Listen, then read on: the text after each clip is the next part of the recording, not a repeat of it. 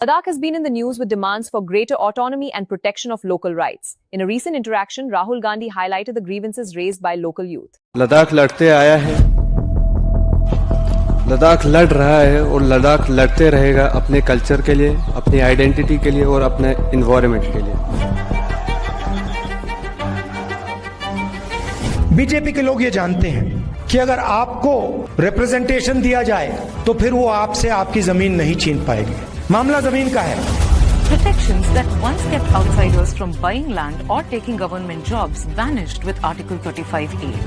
Ladakhis began asking, who controls our land, who gets our jobs, and what happens to our fragile environment? Motorcycle में मैंने पूरे लद्दाख का चक्कर काटा है। जो गांधी जी की विचारधारा है, कांग्रेस पार्टी की विचारधारा है, वो लद्दाख के खून में और डीएनए में है।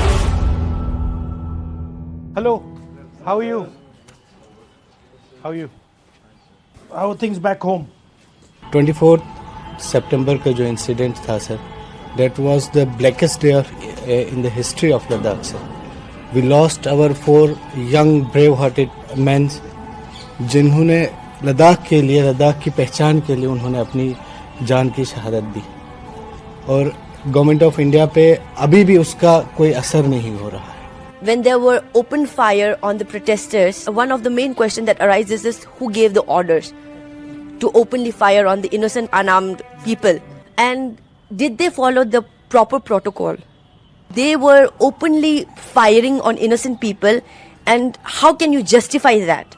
That is one of the saddest thing that we have to see in a democratic country like India, where we said that everybody has a right to live, but you cannot have for political dissent and different opinion.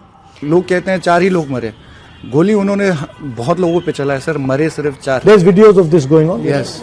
And sir ज्यादातर लोगों के छाती पे गोली लगा हुआ है, पेट में गोली लगा हुआ है।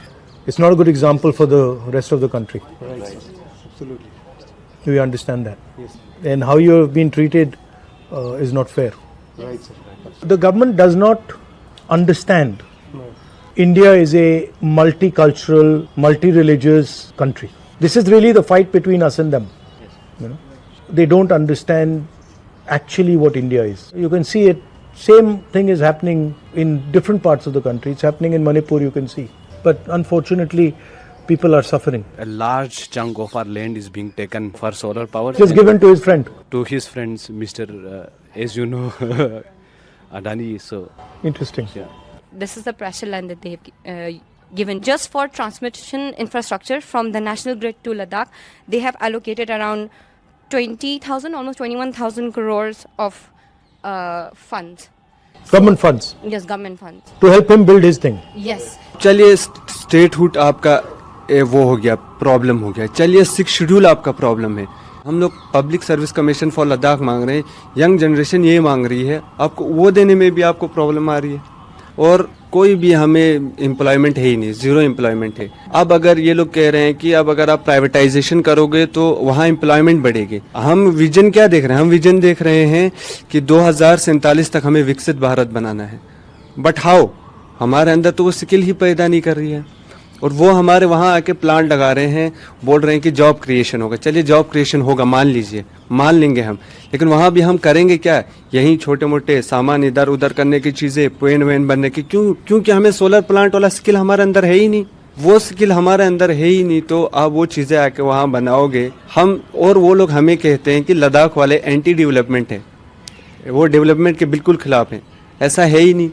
हम 6 शेड्यूल डिमांड ही क्यों कर रहे हैं? Just for the sake of the people that हम चाहते हैं कि आप हमारे यहाँ डेवलपमेंट करो, बट हमसे पूछो।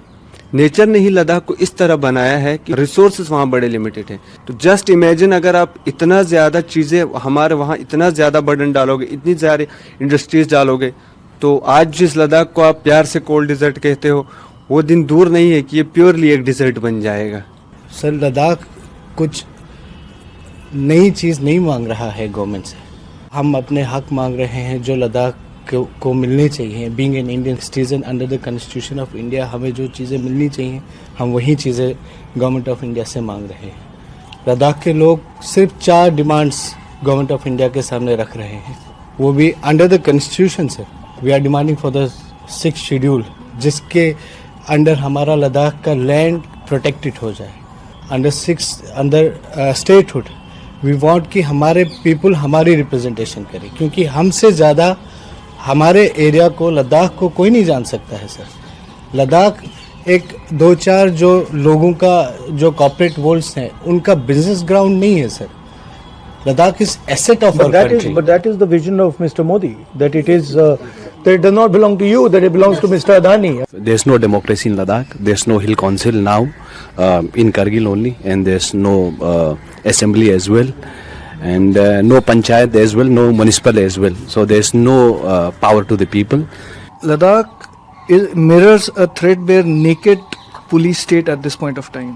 Everything is being run according to the whims and fancies of bureaucrats who have never lived in Leh, who do not understand Ladakh at all. Like a dictator. Yeah, I mean, so that's what it's a like naked example of how police state runs.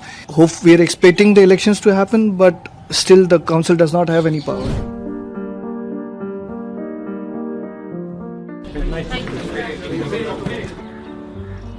Okay, thank you. Don't worry, we'll get to work.